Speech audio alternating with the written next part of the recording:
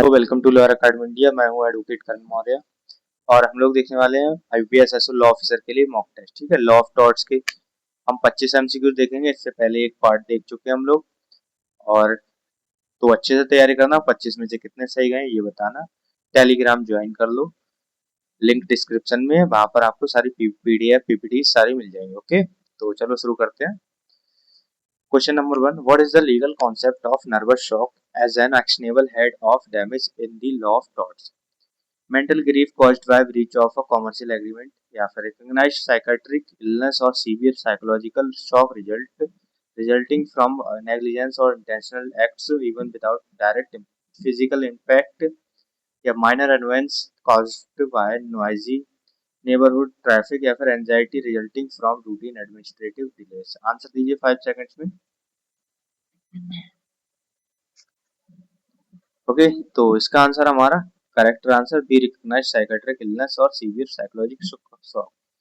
जैसे मैं इसका एग्जांपल आपको देता हूँ। मान लो कि आप मतलब मान लो कि एक एक्स आदमी है जो कि हार्ट का मरीज है। आप आए, आप फटाफट से भागते हुए आपने कह दिया भैया भैया, मजाक में कह दिया भैया भैया, आपके पिताजी की डेथ हो गई है। अब वो बेचारा वैसे ही एक्स था, हार्ट का मरीज, उसको नर्वस शॉक लग के वो बेचारा पैरालाइज हो गया या उसकी मौत हो गई, तो ये नर्वस शॉक है और इसमें डैमेज मिल सकता है। ठीक है, आपने झूठी खबर दे दी लेकिन उस बेचारे को असलियत में हार्ट अटैक आ गया। ये चीज है। ठीक है, नेक्स्ट क्वेश्चन है, in the landmark case of Bourhill versus Young, what principle was established regarding nervous shock and duty of care?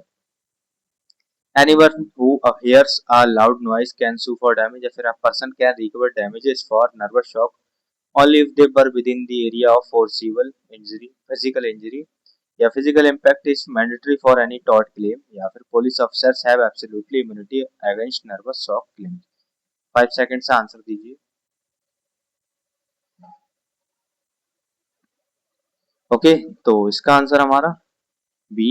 और नेक्स्ट क्वेश्चन हमारा, what is the primary distinction between level and cylinder under the tort of defamation in English and Indian law legal system? तो इसका मैंने पिछले question में ही बताया था, पिछली पीपीटी में बताया था, चलो इसमें बता देता हूँ। लिटिल लाइबल इज जो है रिटन और परमानेंट फॉर्म होती है, और सिलेंडर जो होती है स्पोकन होती है। ठीक है, और इसका मैंने आपको ट्रिक बताई थी कि लेवल का मतलब है लेवल मतलब वीडियो वगैरह में या फिर पैम्पलेट वगैरह, लेकिन स्पोकन का सिलेंडर का मतलब होता है स्पोकन मतलब एस, और एस मतलब वर्ड्स में बोला गया है। ठीक है, तो ऐसे याद रखना, और ये इंपॉर्टेंट है, डिफरेंस आ जाता है तो इसको याद रखना। ओके, नेक्स्ट क्वेश्चन है, under Indian criminal law, unlike English common law, how is slander categorized? Slander is not an offense or tort under any Indian law. या फिर slander is treated as a criminal offense. Defamation just like libel, removing the civil distinction requiring special proof of damage in criminal proceedings. या फिर slander is punishable by the police fines, या फिर slander is completely legal in India। 5 second से answer दो।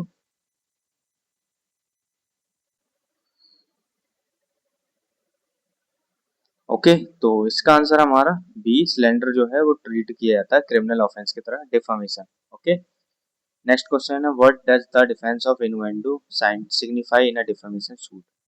अ direct insult hurled hurled publicly as done, or secondary meaning derived from words that appear innocent on the surface which the plaintiff must prove defamatory, a formal reaction published in a newspaper, या फिर an apology offered by the defendant। 5 second से answer दीजिए आप लोग।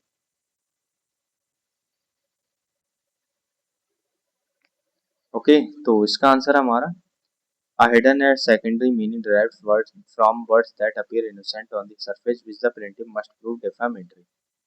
Next question है, what is the legal meaning of absolute privilege in defamation law?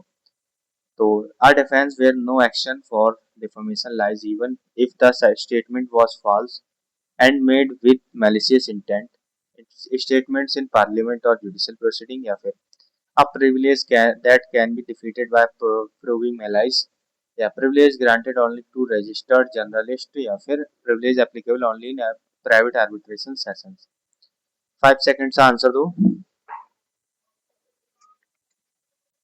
Okay, तो इसका answer हमारा डिफेंस है जो पार्लियामेंट्री जुडिशियल, पार्लियामेंट्री या फिर जुडिशियल जो प्रोसीडिंग्स होती है उनमें एब्सोल्यूट प्रिविलेज होती है। ठीक है, तभी आपने देखा हो पार्लियामेंट में लोग गाली गलौज भी कर देते हैं, क्या क्या उल्टा सीधा नहीं बोलते हैं, लेकिन उनमें उन पर कोई भी डिफेमेशन या फिर केस नहीं होता है। वो इसीलिए नहीं होता है, section 105 sorry article 105 of constitution of India आप पढ़ोगे तो आपको प्रिविलेज दिख जाएगा। मेरे ख्याल से 105 सब क्लॉज एक में है, प्रिविलेज आपको दिख जाएगा एमपीज के लिए। ओके, तो नेक्स्ट क्वेश्चन है, what is qualified privilege in defamation law? Privilege that protects statements made in the discharge of a legal, moral, or social duty, provided there is no malice.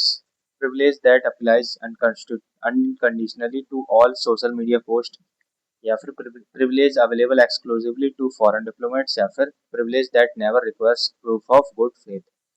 Answer दीजिए 5 seconds में इसका।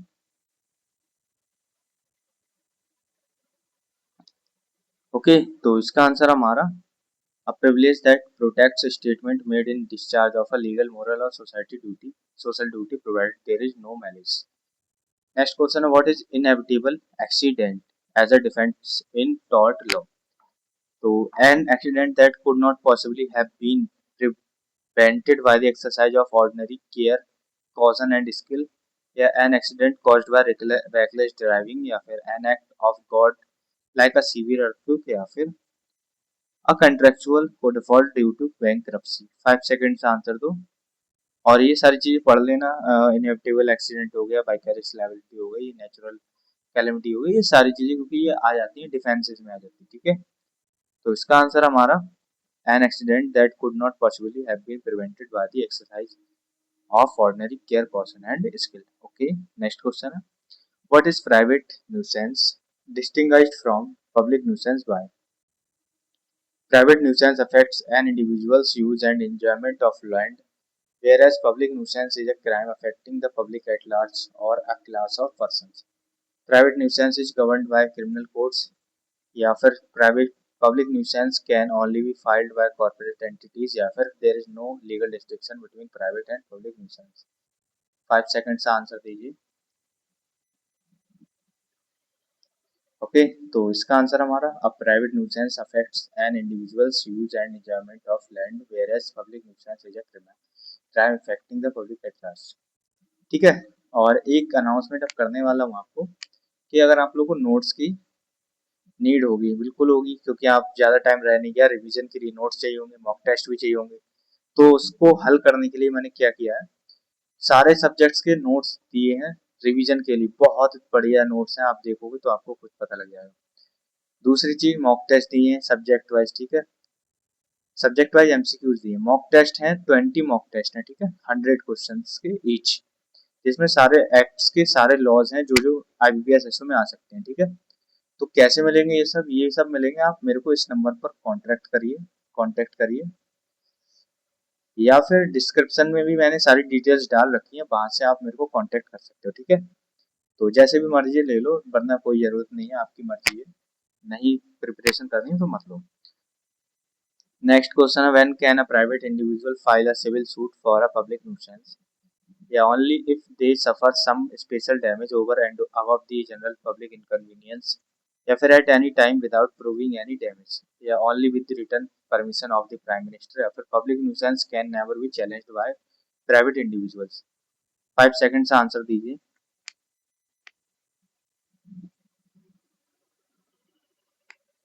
Okay, तो इसका answer हमारा only if they suffer some special damage over and above the general public inconvenience.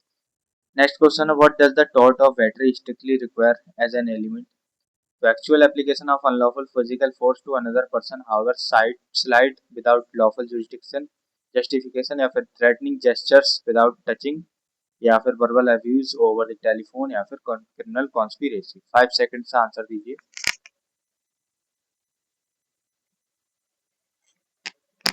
Okay, तो इसका answer हमारा an actual application of unlawful physical force to another person। ठीक है, नेक्स्ट क्वेश्चन है, what is the legal standard of care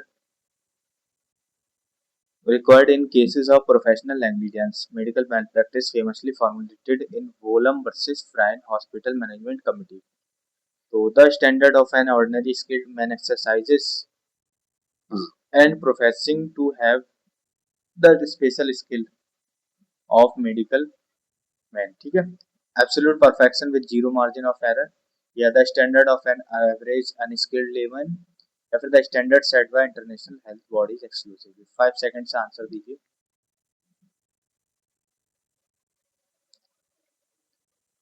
okay, तो इसका answer है the standard of an ordinary skilled man exercising and professing to have skill. ठीक है, doctor साहब ने जो नेग्लिजेंस, वो सॉरी, डॉक्टर साहब ने जो केयर दिखानी चाहिए थी या नर्स वगैरह ने, वो नहीं दिखाई है, तो इसमें जो है नेग्लिजेंस आ सकता है, प्रोफेशनल नेग्लिजेंस। नेक्स्ट क्वेश्चन है, what does the Latin maxim पुअर facit per alium facit per se mean in the context of vicarious liability? तो he who acts through another acts through himself, ठीक है। या फिर an action dies with the person, या let the buyer behaviour, या फिर the things it seek itself. आपने एक चीज पढ़ी होगी, मास्टर सर्वेंट वाली कहानी, ठीक है, जिसमें आपने देखा होगा कि मास्टर ने अगर किसी को कोई काम करने को दिया है और वो व्यक्ति कुछ और काम गलत कराता है साथ ही में उसी काम के चक्कर में, तो मास्टर लायबल होता है। आपने ये चीज देखी हुई होगी। और जो जैसे कि ट्रक ड्राइवर्स होते हैं, वो अगर ट्रक को ठोक भी देते हैं, एक्सीडेंट कर देते हैं, तो वो भाग जाते हैं, क्योंकि मास्टर की लायबिलिटी होती है, क्योंकि उन्हीं के काम में वो जो है काम कर रहा है, ठीक है। तो यही लायबिलिटी यहाँ पर आती है, ही who acts through another acts through himself. जब जैसे कि कोई व्यक्ति किसी दूसरे के लिए काम कर रहा है, तो वो माना जाता है कि वो खुद काम करता है। ओके, नेक्स्ट क्वेश्चन है, under the privilege of remoteness of damage, what determines whether a defendant is liable for the consequences of their negligent act?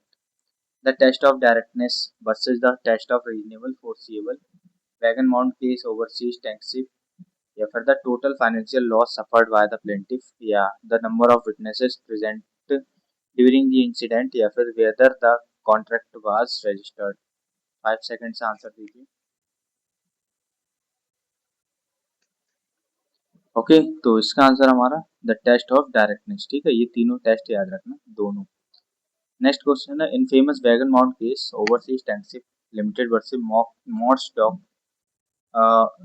Engineer co limited, what did rule did the Privy Council establish regarding remoteness of damage? तो a party is liable for all direct consequences regardless of foreseeable, या party is only liable for damage that is reasonable, foreseeable test replace directness, या फिर strict liability applies to all the spills, या फिर acts of God override all shipping liabilities।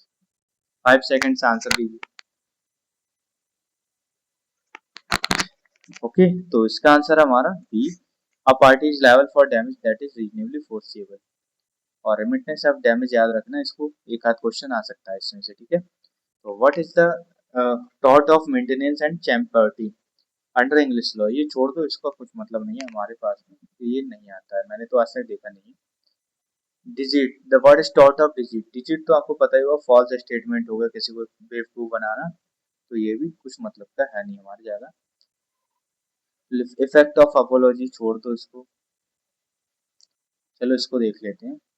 What is the legal effect of apology offered by a defendant in defamation suit? So it completely absolves the defendant of all legal liabilities if it does not erase the defamation may but may serve the mitigate।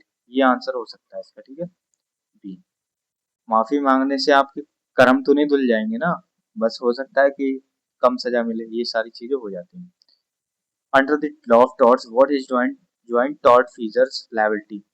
They are jointly severally liable for the tort committed, meaning the plaintiff can recover the full damage from any one of them, या फिर each tort feasor is liable only for an equal mathematical fraction of damages, या फिर only the ringleader can be sued, या फिर joint tort feasors cannot be sued together in the same civil suit।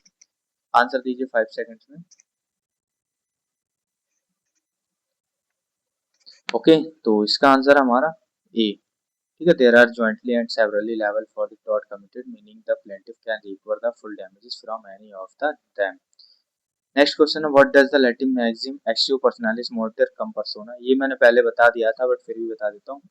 जब कोई person मर जाता है, तो उसका जो राइट टू एक्शन है वो भी मर जाता है, ठीक है।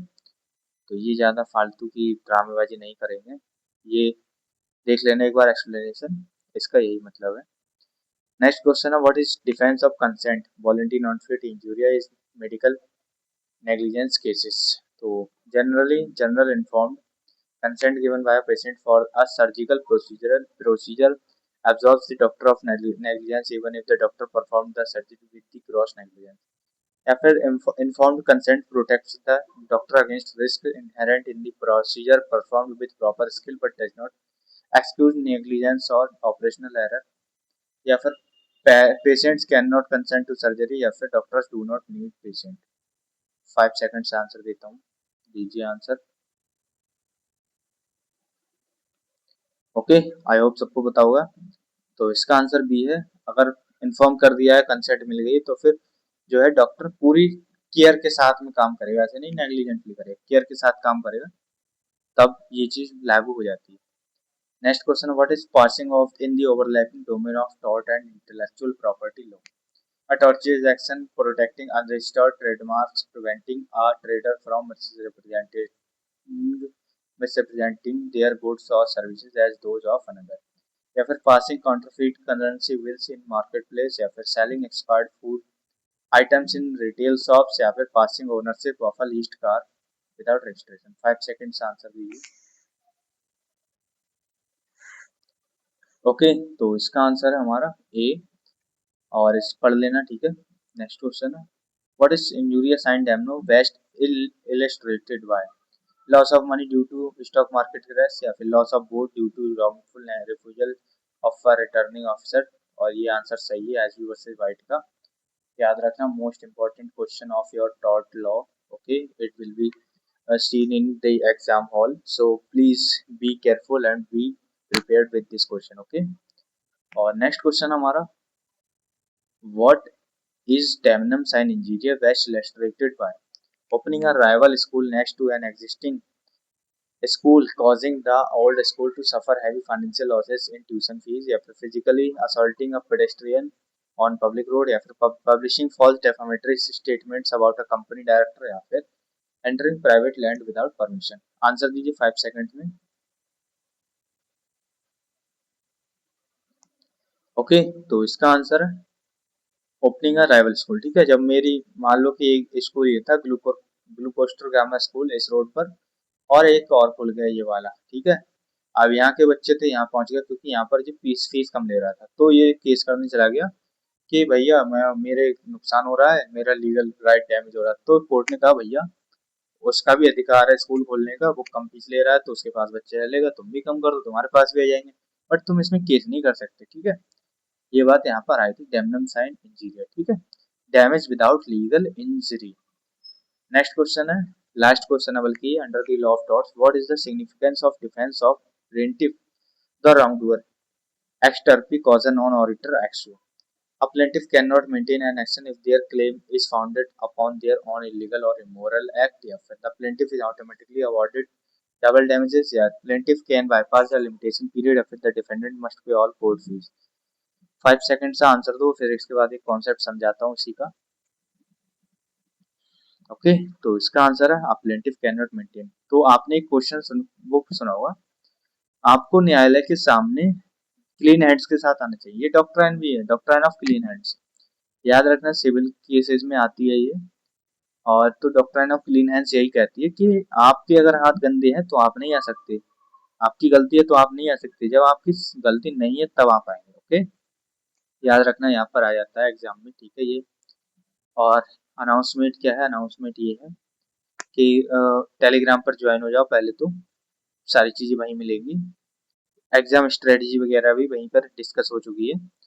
दूसरी चीज, नोट्स वगैरह के लिए, मॉक टेस्ट के लिए अगर सीरियसली प्रिपरेशन कर रहे हो तो जरूर लो, बहुत फायदे में रहोगे, बहुत फायदा मिलेगा उससे, सारी चीजें क्लियर होंगी. रिवीजन के लिए मॉक टेस्ट 20 है उसमें ऑलरेडी, जो कि आपके लॉ के पूरे सेक्शन को कवर कर देंगे. ठीक है, कैसे मिलेंगे, डिस्क्रिप्शन में चले जाओ, वहां पर आपको डिटेल्स मिल जाएंगी. बाकी नंबर मैंने बताया भी है 8650072891, इस पर आप मेरे को व्हाट्सएप करो, बाकी डिटेल्स यहीं पर मिल जाएंगी. ओके, तो चलो चलते हैं नेक्स्ट वीडियो में, किसी वीडियो में मिलेंगे, बाकी मिलते हैं नेक्स्ट वीडियो में. Thank you.